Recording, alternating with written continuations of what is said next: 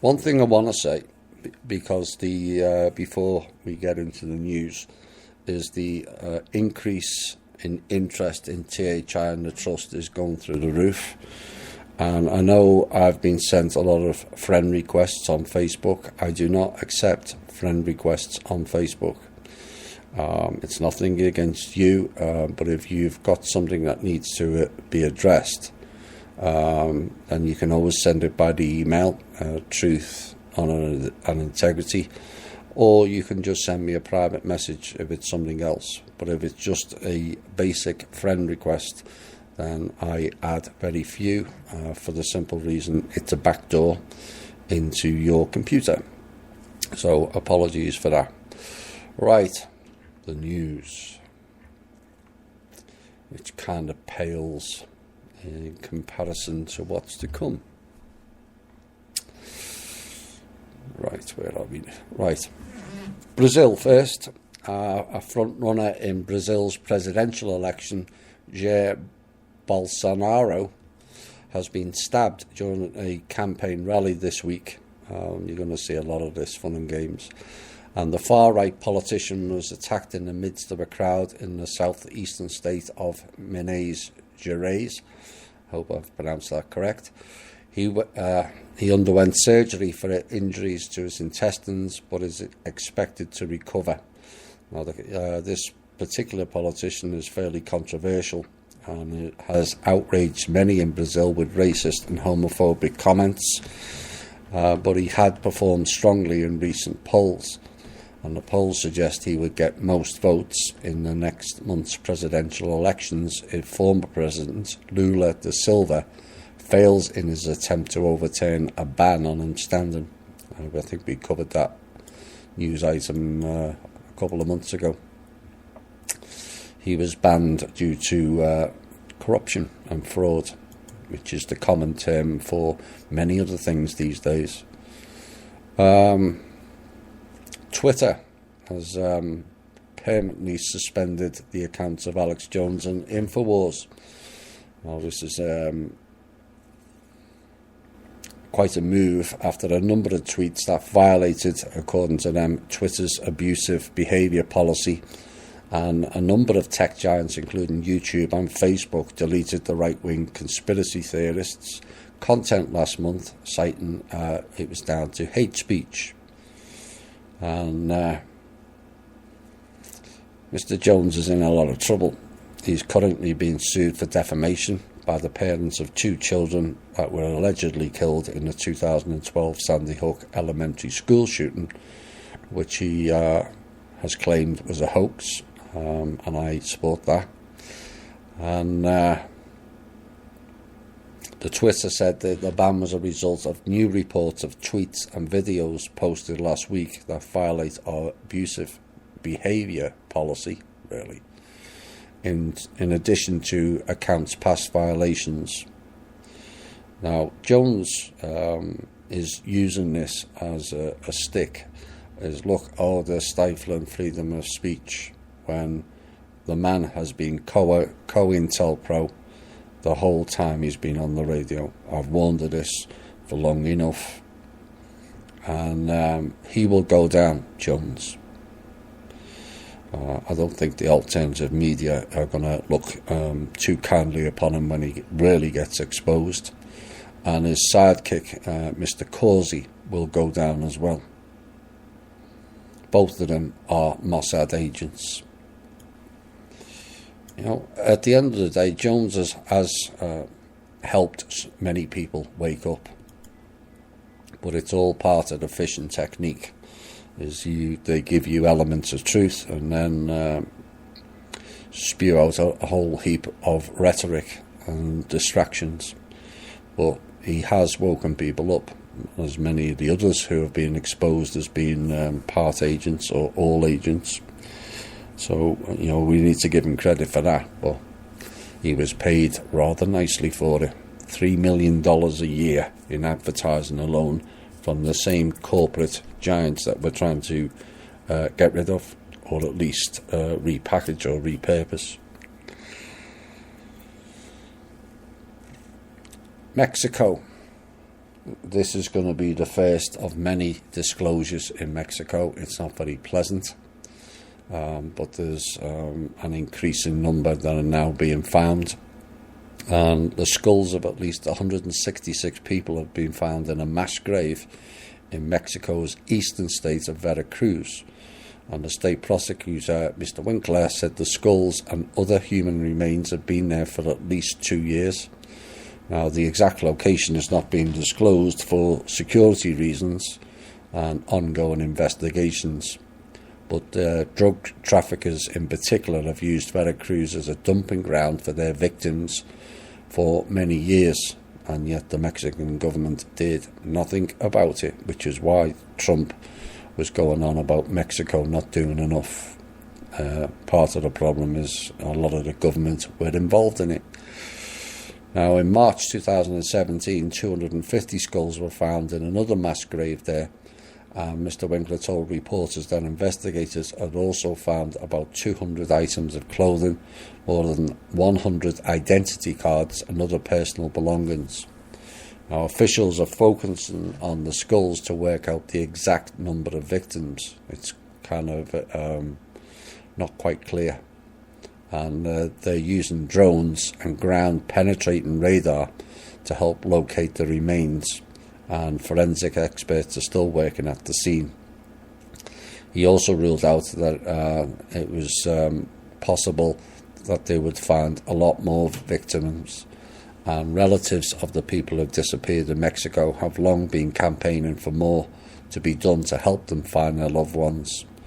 And drug-related violence in Mexico has soared since 2006. When the army was deployed to fight the powerful cartels. The army weren't exactly clean either. It was more to do, it's a bit like faction fighting really. One wanting more control, cut out the middlemen. And since then, more than 200,000 people have been killed, and that's including a record 28,702 last year alone. Another 37,000 people are registered as missing, and victims also include cartel members, but also migrants heading to America who refuse to be recruited. Now you know why we need the wall. I suggest it may be symbolic. We have other options without building a physical wall that can be delivered, and maybe it will. We'll see. More violence by the American police force, I'm sad to say. And a man was killed late last Thursday when a Dallas police officer returning home from her shift entered the wrong apartment in her building and opened fire. Really. Now, details surrounding the death of Botham Shem Jean, who's 26, were not immediately made available early Friday. Go figure, they always cover up. And police said in a statement that preliminary information suggests the officer involved called for help and told responding officers that she entered the victim's apartment believing it was her own. And this was in the Southside Flats, which is an upscale apartment complex directly south of Dallas's downtown. I believe she's on administrative leave, and she's also been charged since then, I think. US Marines conducted a live-fire aerial assault exercise in southern Syria on Friday, designed to warn Russian and other military forces to stay away from an American base there.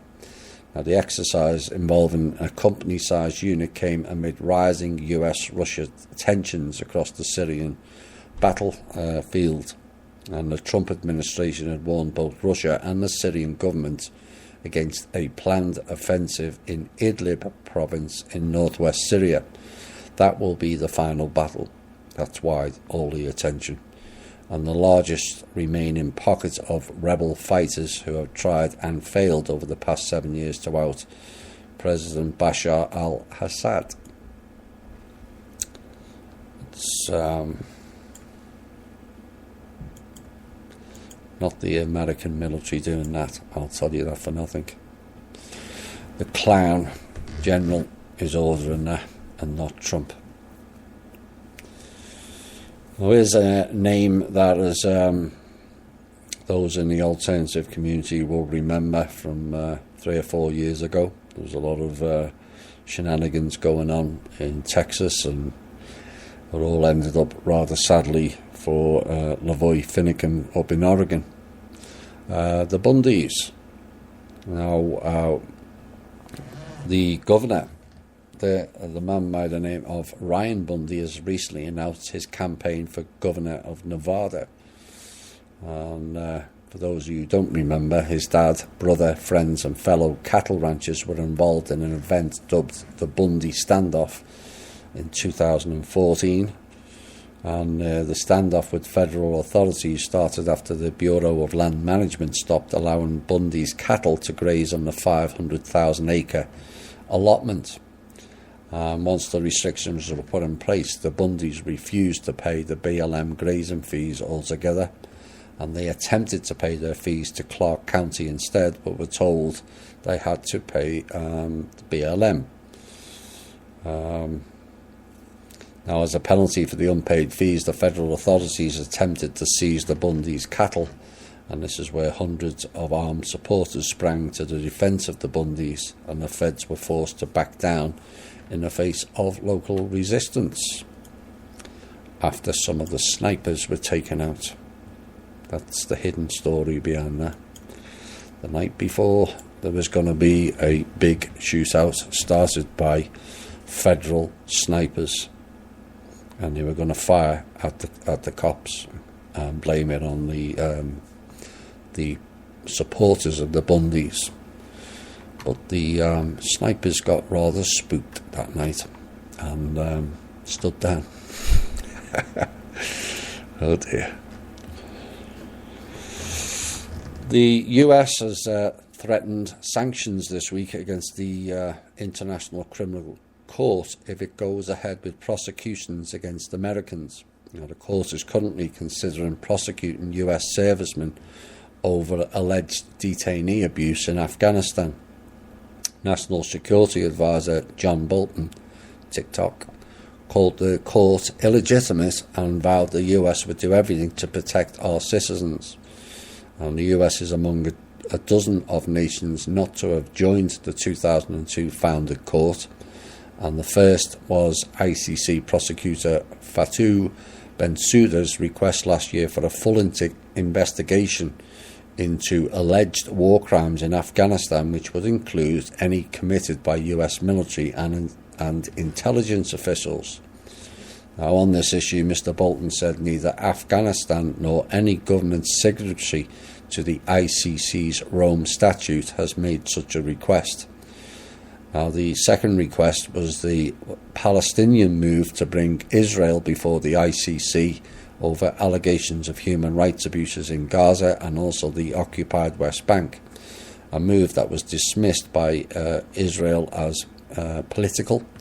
Mr. Bolton said the Palestinian move was one of the reasons the US administration has decided to close the Palestinians' diplomatic mission in Washington. I don't agree with any of that. If people have committed crimes, it doesn't matter who they are, they should be held accountable. All people should be held accountable for crimes. And this is more rhetoric, in my opinion, of the SSP and the factions calling the shots and not Mr. Trump. It won't always be that way.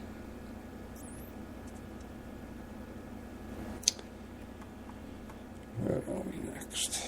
Native American tribes in Montana and also South Dakota have now sued the Trump administration as of this Monday, claiming that the approval of the Keystone XL oil pipeline did not adequately analyse potential damage to cultural sites from spills and during this construction. Attorneys for the Fort Belknap and Rosebud Sioux tribes asked a federal court in Great Falls, Montana, to rescind the line's permit issued by the US State Department. Now, the tribes argue President Trump ignored the rights of the tribes when he reversed a prior decision by Barack Obama and approved the project last year. Now, the $8 billion Trans-Canada Corp pipeline would carry up to 830,000 barrels, 35 million gallons of crude daily along an 1,184-mile route from Canada all the way to Nebraska. But it would also pass through the ancestral homelands of the Rosebud Sioux in central South Dakota and also the Fort Belknap Indian Reservation in north-central Montana. Now, for all these are historical, cultural and spiritual places and sites of significance in the path of the pipeline, and they are at risk of destruction, according to the attorneys for the tribes wrote in the lawsuit. Quite why we need 35 million gallons of oil per day when it's 100-year out-of-date technology is beyond my comprehension. But maybe we'll find out why in the second hour. US regulators have rejected Wells Fargo, as in what the plan to repay customers who were pushed into unnecessary auto insurance. They told the bank that it must do more to ensure it has found and compensated every affected driver. Now, 3 sources familiar with the matter said Wells Fargo gave regulators the plan in June as required by a $1 billion settlement the bank reached with the Consumer Financial Protection Bureau and also the Office of the Comptroller of the Currency in April. Now, after reviewing the plan, which could involve contacting some 600,000 drivers, the OCC told Wells Fargo it needed more assurances that the bank would find and repay everyone who was overcharged.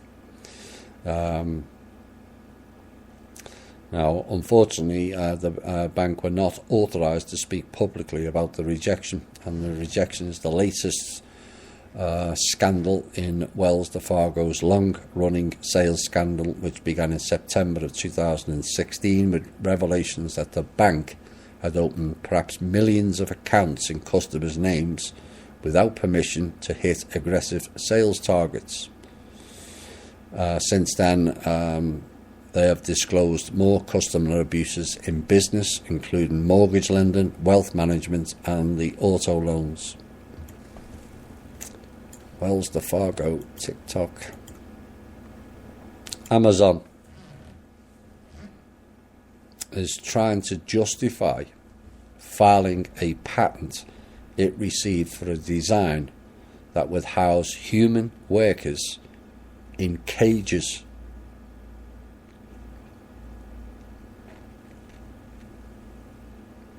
The tech company was granted a patent for the product, and to date it hasn't been used. Back in 2016, under the promises of it would protect workers on warehouse floors. Now, a pair of AI researchers called the proprietary design an extraordinary illustration of worker alienation and a stark moment in the relationship between humans and machines.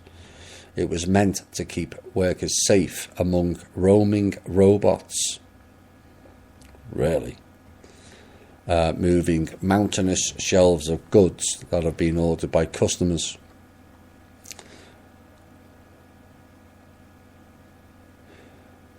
If you fire that psychic attack again, I will not only fry your brain, I will fry your server. Final warning.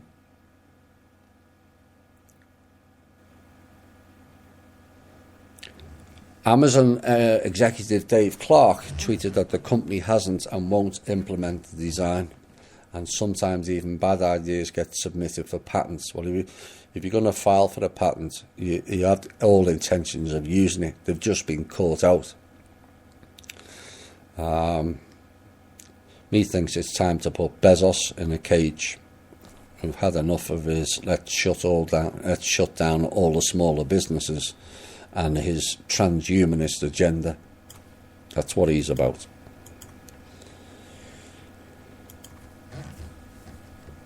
Further evidence of where certain people are getting away with cases due to statute of limitations and all that nonsense.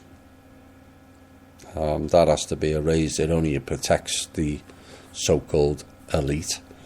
Backstreet Boys' Nick Carter has revealed he won't be prosecuted for alleged sexual assault.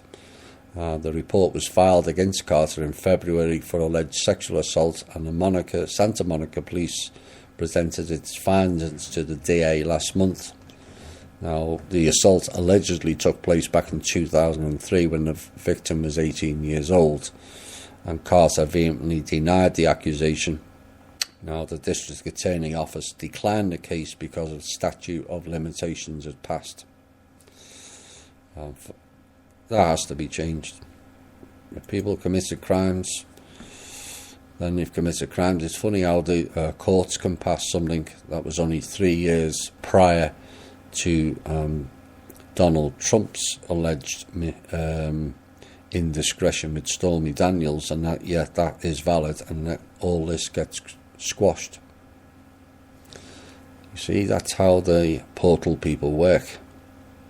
Now, the family said they were well aware of the likelihood that the case was not prosecutable due to the statute of limitations which apply in California regarding rape, which was modified. This is why I put it in. That law was modified in 2016. I wonder why. When you consider all the Feinstein and NXIVM and all the other stuff, Hollywood, they changed the law. Which she said in a statement, it is unfortunate that the law isn't fully retroactive to accommodate assaults that have happened in the past, regardless of how far back. Yes, indeed. They won't get away with it. Now, we're getting reports that Donald Trump's planned visit to Ireland for the first time as US President this November has been cancelled, according to the Irish government anyway. But the White House did not immediately confirm the cancellation, saying it was still finalising plans for Trump's November trip to Europe, which involves a trip to Paris, which is on the 100th anniversary of armistice that ended World War I. Now, Sarah Sanders told reporters that no final decision had been made yet, and the President will travel to Paris in November as previously announced.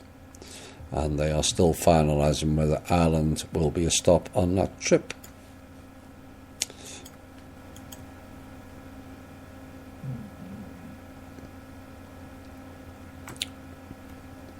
Senator Jeff Merkley on Tuesday released documents, the latest in mudslinging that has no validity, but there you go.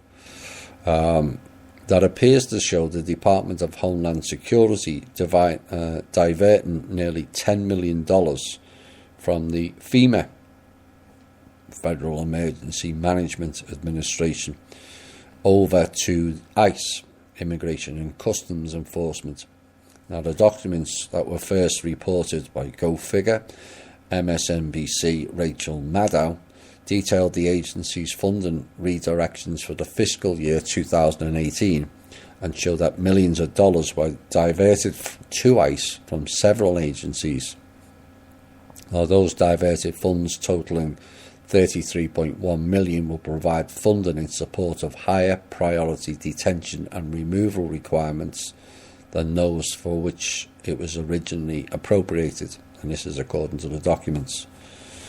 Now, Merkley, the senator, says that he believes the transfer from FEMA to ICE was made this summer, and he told Maddow that it means that just as hurricane season is starting, the administration is working hard to find funds for child detention camps. See how it works? And they said, so $10 million comes out of FEMA when we're facing hurricane season. And knowing what happened last year, and look what happened since, Merkley said, referring to recent hurricane in the Pacific that largely missed Hawaii, and another one, Florence, currently threatening North Carolina and the East Coast. He said, I find it extraordinary. It says that money came from response and recovery right on it. This is how the media and the clowns puppets work. More portal people, drivel and misdirection. Like, since when have they ever cared about whether FEMA got funds or not? Only when they can use it for a political football. So they moved funds from one priority to another. I think, weren't they crying a couple of months ago, oh, the poor children and the poor families, which was a democratic bill that created that, I might remind them. But how about doing a journalistic investigation of the role of FEMA in actual emergencies? Like how they and the Red Cross were deliberately blocking aid to the people in Katrina. Like, why haven't they been audited?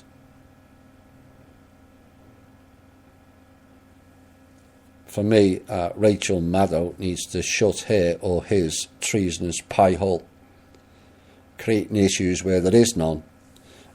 Like I said, remember where these same idiots saying Trump wasn't helping the migrant children and families. Now he adds more funds to it, and that's wrong as well. So it doesn't matter what he does, they're going to create an issue to throw mud at him. No wonder their ratings are plummeting, dear me, with that type of dribble. It's just a shame that anyone actually listens.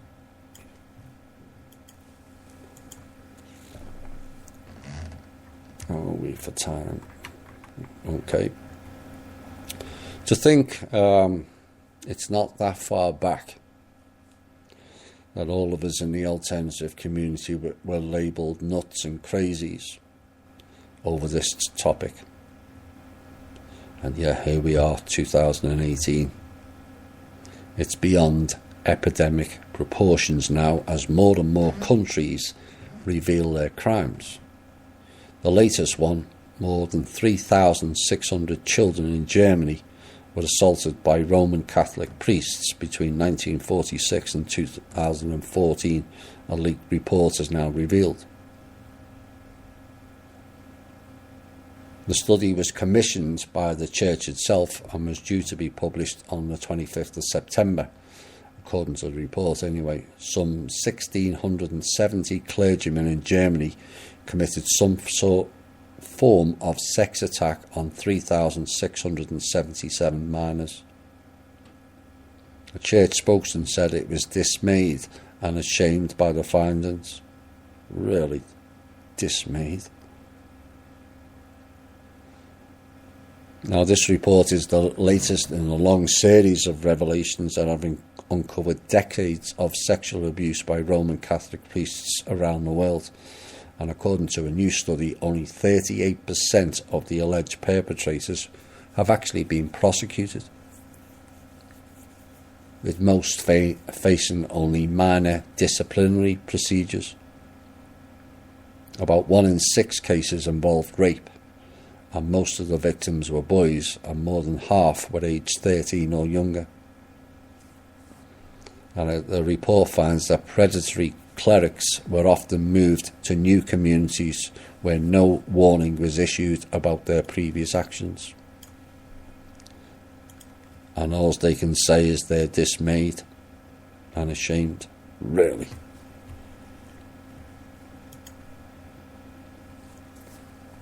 The US Food and Drug, FDA, is considering banning the sale of flavoured e-cigarettes, citing an epidemic of use among teens. And a proposal which was announced yesterday is part of a broader effort to curb teen use of the nicotine devices. The FDA chief, Scott Gottlieb, oh dear, no, I won't say it, The disturbing and accelerating trajectory of use we're seeing in the youth and the resultant path to addiction must end. Now you decide that it must end, really. And the toughened approach comes after firms ignored prior concerns, he added, and I've been warning the e-cigarette industry for more than a year that they need to do much more to stem the youth trends. In his view, they treated these issues like a public relations challenge rather than seriously considering their legal obligations, the public health mandate, and the existential threat to these products. Well, I'm here to notify them that this prior approach is over. The question remains is, why have they waited this long? And why aren't FDA heads being fired for releasing it when they knew it was more damaging than cigarettes? Oops. FDA needs to be held accountable. Of course, they're the same clowns that brought us aspartame, a hazardous hazmat waste product, passed off as sugar. This will be the final news item before we go into a song that's complimentary. And it highlights, sadly, and we must highlight it because we have to bring these things that are hidden into the light. Child suicide. Gabriel Tay, who took his own life this year, and which was just 2 days after another student apparently assaulted Gabriel in a restroom in Carson Elementary in West Price Hill, where he was a student. Now, Samantha Kabersky hung herself with a belt from a crib. She was aged 6. Razy Sellers was 11 when he took his life. Jamail Miles was 9. Now, suicide in elementary school-aged children does remain rare. 53 children aged 11 and younger took their lives last year. Now, the Centre for Disease Control and Prevention has stopped recording the data. As I understand, that has to change. The question is, why they did it? But medical professionals and researchers have noted an alarming increase in the last decade, as deaths are now more than double from the time period between 2008 and 2016. But a rising number of young children visiting emergency rooms for suicidal thoughts and attempts, and you'll hear all of these kids taking their lives, and you just don't understand why that is. And this is according to Christine Sellers, which was Raisy's grandmother. I don't know if it's the change in times, the way kids are brought up today, or the peer pressure, but it's just so sad. Hear, hear. Now this is my input. This story highlights what society is doing to children. We've covered many aspects of the crimes against children, but we are turning them into vaccine-induced pincushions, nervous wrecks if they're not the best at school, sport, or pageants. There was a post this week about the lavish expenses of birthday parties. But the same applies to graduation, Halloween and prom parties. Parents competing to outdo each other, and for what? I'll tell you what it is. Debt.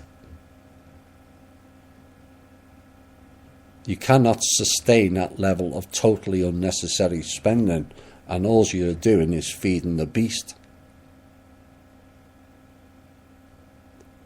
So great, your daughter arrives in the most lavish way in an extended limousine. I've seen some arrive in helicopters, replete in attire that appeals to the perverts in society. She is still a child, and many forget that. But the desire to be the best supersedes what is best for the family and the child. It's all an illusion of grandeur, and yet so many go into debt to play that game, completely forgetting the child's needs. You got some children who are forced into doing sports so they'll get a scholarship, which means the parents save money. Oh, the irony in that. How about saving money by investing your time to ask the child what the child would like to do? Or spend less on over-the-top parties and ceremonies? We're sending them to schools to be indoctrinated and programmed, with little questioning of the value of teaching that schools provide. And when the child doesn't perform, off they go to a child psychologist. And there you go, have some brain stunting drugs, that'll help them. And the parents just go, oh, okay, really? Does anyone turn around and question how Ritalin is going to help their child progress when it's stunting their brain rhythms?